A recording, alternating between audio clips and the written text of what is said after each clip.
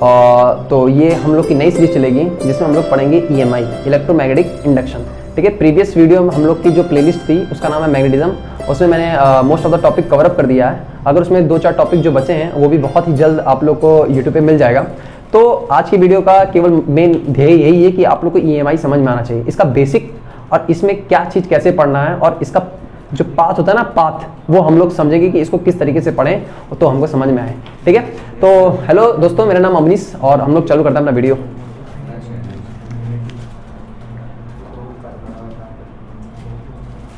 EMI, ठीक है, electromagnetic induction.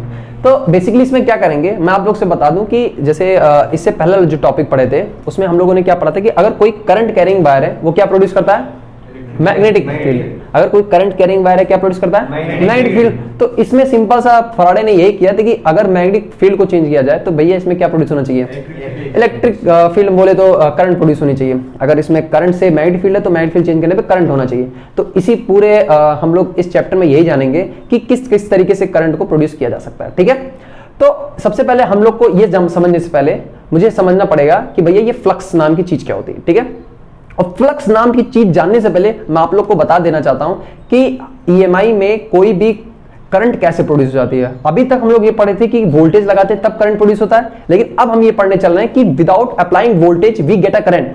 तो how we get a current, यही हम लोग को पढ़ने चल रहे हैं। देखिए, तो सबसे पहले अगर मैं आप लोग को बता दूं कि एक प्रॉपर्टी होती है इनर्शिया। क्या होती है, इनर्शिया। इनर्शिया का क्या मतलब होता है कि कोई भी बॉडी है वो अपने स्टेट को चेंज नहीं करना चाहती है, इसलिए जो वो फोर्स अप्लाई करे वही क्या है, इनर्शिया। कोई भी बॉडी है वो अपना पोजीशन चेंज नहीं करना चाहती, अपना स्टेट चेंज नहीं करना चाहती, इस वजह से जो वो फोर्स अप्लाई करे उसको क्या बोलते हैं, इनर्शिया। तो आपको मैकेनिक्स में बहुत अच्छे से समझ में आएगा इनर्शिया क्या है। एक कार रख दी गई, टॉय कार, और एक एक्चुअल कार रख दी गई, तो आप टॉय कार को थोड़ा सा धक्का देंगे वो चलती चली जाएगी, लेकिन वहीं पे आप एक्चुअल कार को धक्का देंगे तो उतना नहीं जाएगी। तो कहा जाता है कि भैया इसका मास ज्यादा, इस वजह से इसके अंदर इनर्शिया की प्रॉपर्टी ज्यादा है, ऐसा। लेकिन जब ये करंट में हम लोग बात करते हैं तो आप लोग को ब्लैक स्पॉट दिखने लगते हैं माइंड में। Black spot in the sense कि आप लोग को कॉन्सेप्ट क्लियर ही नहीं रहता। तो अब कैसे क्या होता है, इनर्शिया इसमें काम करता है, वो हम लोग आपको बताते हैं। देखिए, अगर मैं आप लोग से कहूं कि अगर कोई ये वायर है, करंट कैरिंग वायर है, तो ये क्या प्रोड्यूस करता है भैया, मैग्नेटिक फील्ड प्रोड्यूस करता है। और मैग्नेटिक फील्ड निकालने का तरीका क्या होता है, थंब की डायरेक्शन में क्या करो, करंट, और कर्ल करो तो क्या बताएगा, मैग्नेटिक फील्ड। तो मैग्नेटिक फील्ड ऐसे जाएगी। अरे पक्की बात, ऐसे सोच लो, इसमें आप लोग को कोई दिक्कत होनी नहीं चाहिए। ठीक, हम बता क्या रहा था, हाँ, इनर्शिया प्रॉपर्टी। तो देखिए, अगर मैं कहूं कि एक कोई करंट कैरिंग वायर है लेकिन इसमें करंट फ्लो नहीं कर रही है, इसके अंदर कुछ नहीं है, केवल और केवल ये एक मान लो ये कंडक्टर है। ठीक है, अब क्या किया मैं कि इसके अंदर एक क्या प्रोड्यूस करा दिया मैं, या ऐसे समझ लो कि मैग्नेट है, मैग्नेट इसके अंदर में लेके जा रहा हूं। इसका फिगर कुछ ऐसे समझते हैं, ये लूप है और ये मेरा क्या है, मैग्नेट। ठीक है, अब देखिए हुआ क्या, ये जो कंडक्टर है इसके अंदर सारे इलेक्ट्रॉन बैठे हुए हैं आराम से, कि चलते रहते हैं, रैंडम चलते रहते हैं। तो अगर चलता रहता है तो हमको करंट क्यों नहीं मारता, क्योंकि उसका नेट डिस्प्लेसमेंट जीरो होता है। जब हम उस पर पोटेंशियल लगाते हैं तो इसमें ड्रिफ्ट वेलोसिटी आती है, और ड्रिफ्ट वेलोसिटी की वजह से ही हमको क्या मिलती है, करंट मिलती है। ये सब तो बात क्लियर है। तो अभी इसमें सारे रैंडम मोशन कर रहे हैं इलेक्ट्रॉन, लेकिन उसका नेट इफेक्ट कितना है, जीरो। अगर इलेक्ट्रॉन मोशन कर रहे हैं तो क्या करंट फ्लो कर रही है, लेकिन वो करंट, हाँ, जीरो हो जा रही है, वो अलग की बात, लेकिन कुछ समय के लिए कुछ करंट फ्लो की होगी, उस करंट की वजह से क्या प्रोड्यूस होगा, मैग्नेटिक फील्ड। अगर ये जो हमारा मैग्नेट है ये क्या करेगा, मैग्नेटिक फील्ड। ठीक है, अंदर भी होती है, नॉर्थ से निकलती है और साउथ में जाती है, नॉर्थ से निकलती है और साउथ में जाती है, ये सब आपको लोग पता ही होगा। तो जैसे तुम इस मैग्नेटिक फील्ड को इस कॉइल के अंदर लेके गए, तो ये क्या कि जो मैग्नेटिक फील्ड है वो सारे इलेक्ट्रॉन पे फोर्स लगाना चालू कर दी, सारे इलेक्ट्रॉन क्या लगाना चालू कर दी, फोर्स। अब ये बात इस वायर को पसंद नहीं आई, क्योंकि हमने इनर्शिया पढ़ा कि इसके अंदर अपोज होगा। अब वो अपोज कैसा होगा मैं आप लोगों को समझाता हूं। मान लो कि एक कार है, उसको तुम अगर इधर से एक्शन करो तो उधर से वो रिएक्शन देगी, मतलब अपोजिट फोर्स लगाएगी। तो इसमें फोर्स कौन लगा रहा है, मैग्नेटिक फील्ड। मैग्नेटिक फील्ड क्या लगा रही है, फोर्स लगा रही है। तो ये जो कंडक्टर है, लूप है, वो कुछ इस तरीके से काम करेगा कि इसके अंदर बढ़ने वाली मैग्नेटिक फील्ड कम होने लगे, क्योंकि ये अपने अंदर चेंज को होना पसंद नहीं करेगा। इनर्शिया यही तो है। तो देख, अगर इसमें ऐसे लेके जा रहे हो मैग्नेट, देखो मैग्नेट अंदर लेके जा रहे हो, तो बताओ अंदर मैग्नेटिक फील्ड बढ़ रही है, तो इस साइड मैग्नेटिक फील्ड क्या कर रही है, बढ़ रही है। देखो ऐसे अंदर डाल रहे हो, अगर मैग्नेटिक फील्ड बढ़ रही है तो ये क्या करेगा कि मैग्नेटिक फील्ड इधर प्रोड्यूस कराना चाहेगा, अपोजिट, कि अंदर मैग्नेटिक फील्ड बढ़े ना, यही तो था अपोज करना भाई। अब देख, मैंने कहा था कि अगर करंट डायरेक्शन में तुम कर्ल करोगे तो तुम्हें मैग्नेटिक फील्ड डायरेक्शन मिलेगी, याद है? Curl the finger in the direction of current, thumb will give the direction of magnetic field. मुझे मैग्नेटिक फील्ड इस साइड चाहिए, तो मैं कर्ल ऐसे करूंगा, तो देख ऐसे, तो ये ऐसे है, तो देख करंट इसमें प्रोड्यूस होगी नहीं, क्योंकि ये करंट प्रोड्यूस करेगा। करंट प्रोड्यूस करने का मेन रीजन यही है कि इसके अंदर होने वाले चेंज को ये क्या करे, कम करे। अगर मैं इस मैग्नेट को पीछे लेके जाऊं तो बताओ क्या इधर मैग्नेटिक फील्ड घटेगी? मैग्नेटिक फील्ड घटेगी, तो बताओ क्या इसके अंदर चेंज हो रहा है कि नहीं? अरे बढ़े तब भी चेंज, घटे तो भी चेंज। अगर घट रहा है तो चेंज हो रहा है, तो चेंज हो रहा है तो इसका क्या करेगा, अपोज करेगा।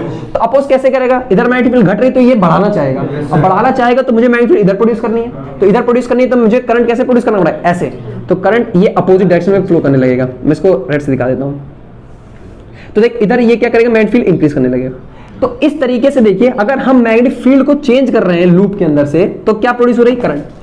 ठीक है, क्या प्रोड्यूस कर रही है, करंट। अच्छा, अब एक सवाल मैं आप लोग से पूछता हूं, अगर इसमें मैग्नेटिक फील्ड लाइन बहुत ज्यादा अंदर गई तो बताओ जो ये करंट प्रोड्यूस हुई बहुत ज्यादा हुई, क्योंकि तुमको पता है कि जितनी ज्यादा करंट प्रोड्यूस होगी उतनी ज्यादा मैग्नेटिक फील्ड ये प्रोड्यूस करेगा।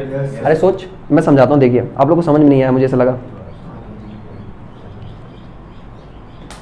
देखिए जो करंट प्रोड्यूस हो रहा है उस करंट की वजह से मैग्नेटिक फील्ड प्रोड्यूस हो रही है, उस करंट की वजह से क्या प्रोड्यूस हो रही है, मैग्नेटिक फील्ड। तो जितना ज्यादा करंट उतनी ज्यादा मैग्नेटिक फील्ड, और जितना ज्यादा करंट उतनी ज्यादा मैग्नेटिक फील्ड। अब देखिए, अगर मैं मैग्नेट को बहुत बड़ा मैग्नेट लेके आऊं, अंदर लेके जाऊं, तो बताओ मैग्नेटिक फील्ड में बहुत ड्रास्टिक चेंज आएगा। अगर मैग्नेटिक फील्ड बहुत ज्यादा चेंज होगा तो उसको करंट बहुत ज्यादा तेज प्रोड्यूस कराना पड़ेगा, जिससे वो ज्यादा मैग्नेटिक फील्ड क्या करे, अपोज कर सके। अरे बोलना यार। तो, अच्छा, एक तरीका ये हो गया, मैं बहुत हैवी मैग्नेट लेके आऊं और ये क्या कर रहा है, अपने अंदर अपोज को चेंज कर रहा है, मतलब अपोज कर रहा है। तो अगर मैं छोटा सा मैग्नेट लेके आया और बहुत जल्दी अंदर बाहर कर रहा हूं, बहुत जल्दी, तो बताओ अगर मैं बहुत जल्दी करूंगा तो बताओ मैग्नेटिक फील्ड जो है वो कंटिन्यूसली चेंज हो रही है और बहुत रैपिड चेंज हो रही है। तो जितनी ज्यादा चेंज होगी उतना ज्यादा उसको क्या प्रोड्यूस कराना पड़ेगा, करंट। अरे हाँ ना बोल यार, जितनी जल्दी तुम लेके अंदर बाहर करोगे उतनी ज्यादा करंट क्या होगी, प्रोड्यूस होगी। उतनी जल्दी करंट अपनी रिवर्स करेगी डायरेक्शन। अरे अंदर किए तो ऐसे फ्लो किया मान लो, और बाहर किए तो ऐसे फ्लो किया। तो अगर तुम बहुत जल्दी कर रहे हो तो ये रिवर्सिंग बहुत तेज होने लगेगी। रिवर्सिंग बहुत जल्दी होने लगेगी तो इसमें फ्रीक्वेंसी भी हम लोग पढ़ेंगे, तो हम लोग यहीं से देखेंगे कि एसी करंट कैसे प्रोड्यूस होती है। ठीक है, तो बेसिकली हम लोग को क्या समझ में आया, अगर किसी क्लोज लूप में हम मैग्नेटिक फील्ड को चेंज करें टाइम के रिस्पेक्ट में तो क्या प्रोड्यूस करेगा, करंट। तो क्या प्रोड्यूस करेगा, करंट। तो इसको क्या लिखेंगे कि magnetic flux linked with the coil. Flux के साथ हमेशा लिंक्ड लगता है, ये चीज समझ लेना। अगर तुम्हें इंग्लिश में भी कहीं आ रहा है तो फ्लक्स के साथ हमेशा क्या लगेगा, लिंक्ड लगेगा। फ्लक्स के साथ क्या लगेगा, लिंक लगेगा। तो ये क्या हुआ भैया कि the magnetic flux linked the coil change then it produce current, it produce current. ठीक है, अब हम लोग नेक्स्ट स्लाइड देखते हैं। हाँ, तो अभी तक हम लोग क्या पढ़े कि अगर कोई भी लूप है उसके अंदर हम लोग मैग्नेटिक फील्ड चेंज करते हैं तो क्या प्रोड्यूस होता है, करंट प्रोड्यूस होता है। तो इसलिए हम लोग एक चीज डिफाइन करने चला है जिसको बोलते हैं फ्लक्स। क्या बोलते हैं भैया, फ्लक्स। तो फ्लक्स क्या होता है इसको एक बार समझ लेते हैं। देखिए फ्लक्स ये एक तरीके के नंबर है। क्या है, नंबर। क्या है, नंबर, जो ये बताता है कि कोई भी सरफेस है उसके परपेंडिकुलरली कितनी लाइन क्रॉस हो रही है। जैसे देखिए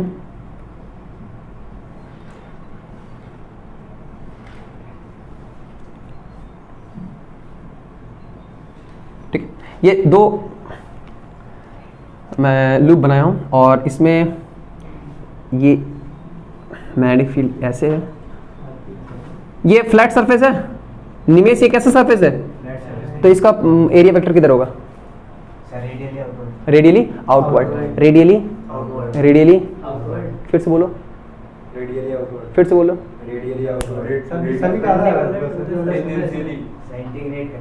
देख इसको समझ लेते हैं ना। देखो भाई, हाँ आप लोग भी समझ लीजिए कि देखिए area is a vector quantity, इसमें कोई शक वाली बात नहीं है। Area is a vector quantity. अगर वेक्टर क्वांटिटी तो इसके पास मैग्नीट्यूड और डायरेक्शन दोनों होगी, दोनों होगी।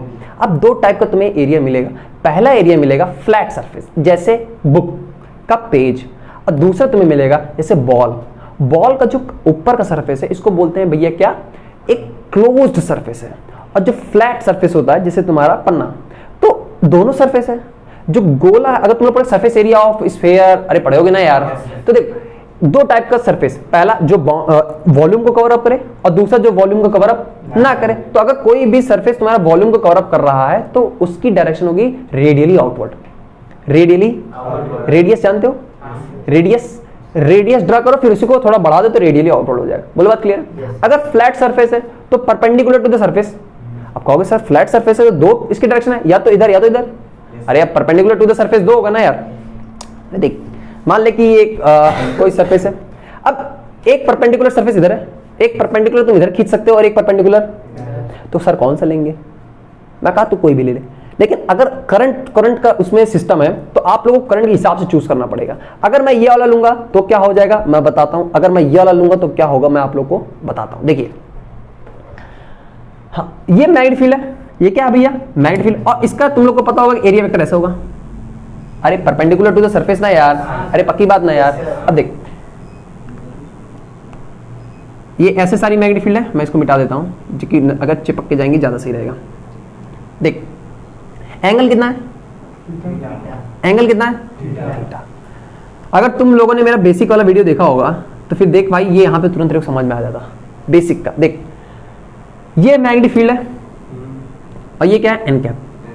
कैप हमेशा क्या बताता है यूनिट डायरेक्शन, और एन क्या बताता है नॉर्मली आउटवर्ड। अब देख मैग्नेटिक फील्ड इधर है और नॉर्मल इधर है, तो मैं देखना चाहता हूं कि what is the number of magnetic field line passing perpendicular to the surface. तो मतलब ये बी है, तो मैं परपेंडिकुलर देखना चाहता हूं, तो मैं इसको ऐसे रिजॉल्व करना चाहूंगा ना यार। अरे सोच लो, अरे पक्की बात, मैं इसको ऐसे रिजॉल्व करना चाहूंगा, मतलब मैं इस बी का इस पे क्या देख रहा हूं कंपोनेंट देख रहा हूं। क्या देख रहा हूं कंपोनेंट। अगर मैं इस पे कंपोनेंट देख रहा हूं तो मैं क्या करूंगा डॉट प्रोडक्ट। क्या करूंगा डॉट प्रोडक्ट। तुम्हें समझ में नहीं आया ना यार।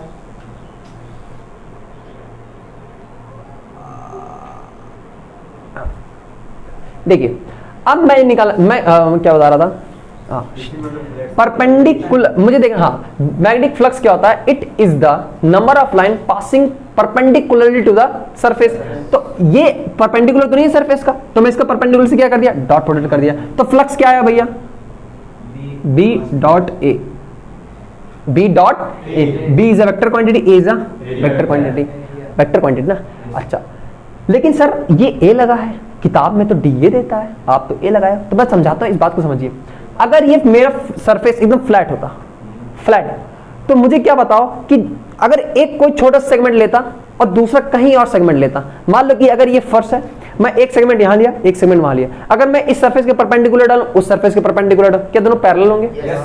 तो मैं वहां पे क्या लिखूंगा ए डायरेक्ट लिख सकता हूं। लेकिन देख अगर यही मेरा ऐसा होता, ऐसे गोल टाइप का हल्का सा, जैसे समझ ना यार, ऐसे हल्का सा क्या होता गोल टाइप का, ऐसे समझ रहे हो ना यार। अगर हल्का सा, हाँ हाँ हाँ ये दिखे, बहुत अच्छी बात, तुम्हारे लोग के इतना दिमाग है फिर भी यार तुम लोग। देख ये जैसे देखिए अगर ये एकदम फ्लैट सरफेस है, एकदम फ्लैट, तो इसका आप कहीं पर भी छोटा सा एरिया वेक्टर लेंगे, उसकी डायरेक्शन और दूसरे वाले की डायरेक्शन हमेशा परपेंडिकुलर होगी। तो उस केस में हम लोग सीधे ए लिख सकते हैं। लेकिन भाई साहब अगर ये थोड़ा सा कर्व हो जाए, ये क्या हो जाए कर्व, तो आप लोग मुझे बताइए इसका एरिया वेक्टर डायरेक्शन इधर और इसके एरिया वेक्टर डायरेक्शन इधर, हमेशा परपेंडिकुलर टू द सरफेस होती है ना भैया। हमेशा क्या होती है परपेंडिकुलर टू द सरफेस। मान लो कि मैं एक एरिया वेक्टर ये ले लिया, एक इधर और एक इधर ले लिया, इधर, ठीक है। अब मैं इसका देखूं तो ये इधर है, इसका देखूं तो ये इधर है। अच्छा तो बताओ क्या ये दोनों एक पैरेलल डायरेक्शन में नहीं, तो मुझे इसको इनफाइनाइट टुकड़े में तोड़ना पड़ेगा, छोटे छोटे छोटे छोटे छोटे छोटे। लेकिन अगर मैं इसी के बगल एक छोटा सा और ऐसे खींच दूं और ऐसे खींच दूं, तो इसका परपेंडिकुलर क्या हो पैरेलल होगा। तो फिर भैया इसको इनफाइनाइट टुकड़े में तोड़ना पड़ेगा, और तोड़ना पड़ेगा तो इसको जोड़ना पड़ेगा। तो अगर मैं यहाँ पे flux is equal to B, अगर मैं डी ए लिखूंगा तो उसके साथ मेरे को क्या करना पड़ेगा इंटीग्रेशन भी करना। अरे पक्की बात, इंटीग्रेशन कहां से कहां तक होगा जहां तक मेरा क्या होगा एरिया होगा। अरे पक्की बात। अब area is a vector quantity, तो इसका मैग्नीट्यूड और डायरेक्शन बहुत होगा। तो मैं इसको ऐसे लिखूंगा, देखिए भैया ध्यान से, एन कैप डी एस। देखिए एन कैप क्या है direction of area vector, DS क्या है हाँ, इसको मैं डी ए लिख देता हूँ आप लोगों के लिए, डी ए। इस पे वेक्टर लगाना है नहीं, क्योंकि ये क्या है, मैग्नीट्यूड है, और ये क्या है, डायरेक्शन। तो फ्लक्स इक्वल टू क्या है यार, बी डॉट डी ए। ऐसे पहले मैं बी डॉट ए लिखता हूँ, पहले थोड़ा सा लिखता हूँ, मुझे पता है आप लोगों को समझ में आ गया। ठीक, अगर देख मैं छोटे से टुकड़े से फ्लक्स देखूंगा तो मैं बताओ डी फाई आएगा कि फाई आएगा, डी फाई, छोटा सा फ्लक्स आएगा। उस फ्लक्स को हम तो जोड़ना जोड़ना जोड़ना जोड़ना है। देख एक छोटा सा टुकड़ा लिया, ऐसे किए, इसमें एक इधर गया एक इधर गया, कॉस लिए तो एक नॉर्मल डायरेक्शन में आ गया, लेकिन ये छोटे से एरिया के लिए आया फ्लक्स, लेकिन हमको पूरे के लिए चाहिए, तो मैं D phi D phi D phi D phi D phi D phi D phi D phi D phi integrate करूंगा, तो बेसिकली मुझे क्या मिलेगा, ये आएगा डी फाई इंटीग्रेशन 0 से या कुछ भी फाई, 0 से फाई कुछ भी आ जाएगा। या इसको ना ही लिखो तो ज्यादा बेटर है, क्योंकि अगर मैं कहीं केस लूंगा फाई 1 से फाई 2 तो आप लोग को कंफ्यूजन हो जाएगी। तो ये क्या हो जाएगा भैया, बी कांस्टेंट है, अगर मेरा वायरिंग रहेगा तो मैं उसका अलग केस बताऊंगा। तो ये जगह बी, अब मैं वेक्टर वेक्टर हटा लगा ही देता हूं, इंटीग्रेशन डी ए। पक्की बात, ये डॉट प्रोडक्ट है भैया, अरे पक्की बात। फ्लक्स इज अ क्या, scalar quantity, flux is a scalar quantity. अगर स्केलर क्वांटिटी है तो ये तो वेक्टर है ना यार, ये भी तो वेक्टर है ना यार, तो आरएचएस में वेक्टर हो गया। यस, दो वेक्टर का डॉट प्रोडक्ट क्या होता है, दो वेक्टर का डॉट प्रोडक्ट, दैट्स व्हाई इधर स्केलर और इधर स्केलर। अरे पक्की बात, सोच लो, ये स्केलर क्वांटिटी। अब मैं इस पे बात करता हूं भैया, इसकी डायमेंशन क्या होती है, क्या होती है भैया, डायमेंशन। आई होप आप लोगों को ये सही समझ में आएगा। मैं इसको क्या करता हूं, रब करता हूं। देखिए हेडिंग डालिए, हेडिंग डालिए भैया,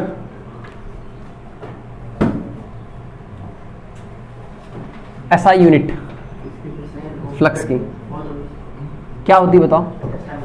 हाँ देखिए, फ्लक्स इक्वल टू क्या होता है, बी ए, तो बी का क्या होता है, टेस्ला, और ए का क्या होता है, एरिया, तो metre square, tesla metre square. और इसको वेबर भी बोलते हैं, क्या बोलते हैं, वेबर भी बोलते हैं। ठीक है, वेबर, इसके वेबर साइंटिस्ट था, वेबर दे दिया अपना नाम, अरे फ्लक्स के नाम वेबर दे दिया है।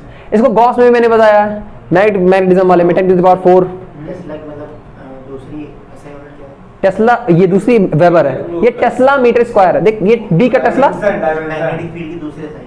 देख वेबर, देख सुन ना यार मैं बता रहा हूँ।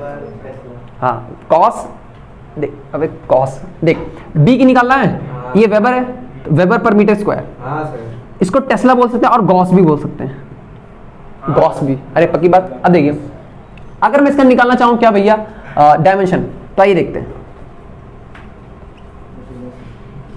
तो देखिए फ्लक्स इक्वल टू क्या होता है, बी इंटू ए। बी क्या होता है, मैग्नीट्यूड। अगर मैं तुम लोग से बोलूं कि तुम लोग पढ़े होगे पक्की बात, एफ इक्वल टू होता है क्यू वी क्रॉस बी। अरे पक्की बात। तो मुझे बताओ यहां से बी क्या हो गया, F by Q V sine theta. अरे पक्की बात। अच्छा अगर मैं यहां पुट कर दूं तो ये फ्लक्स इक्वल टू क्या आ जाएगा, F by Q V sine theta. और एरिया का क्या हो जाएगा, एरिया। ये एक वी क्या है, वेलोसिटी क्या होती है, मीटर पर सेकंड। सेकंड को क्या लिखते हैं, टी। सेकंड को क्या लिखते हैं भैया, टी। एरिया है, एरिया क्या लिखेंगे, एम स्क्वायर। पक्की बात। एफ क्या क्या होता है, एफ इक्वल टू एम में, तो मास का एम। अरे यार इसका एल लिखते हैं यार, तुम लोग क्या बता दिए, L. Yes, M L T minus 2। अरे पक्की बात। साइन थीटा कोई डायमेंशन नहीं होता, तो मैं इसको हटा दूं।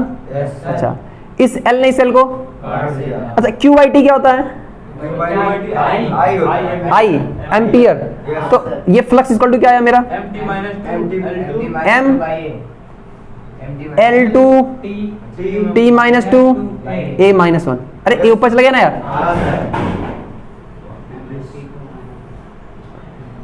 पक्की बात।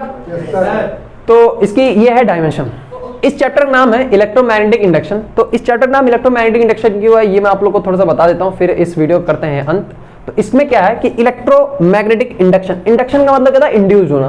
तो इलेक्ट्रिक फील्ड या ईएमएफ प्रोड्यूस्ड हो रहा है या इंड्यूस्ड हो रहा है मैग्नेटिक फ्लक्स के चेंज होने की वजह से। तो electric field produced by change in magnetic flux. That's why its chapter name is electromagnetic induction. So I hope you enjoyed this video. Thanks for watching this video. Jai Hind.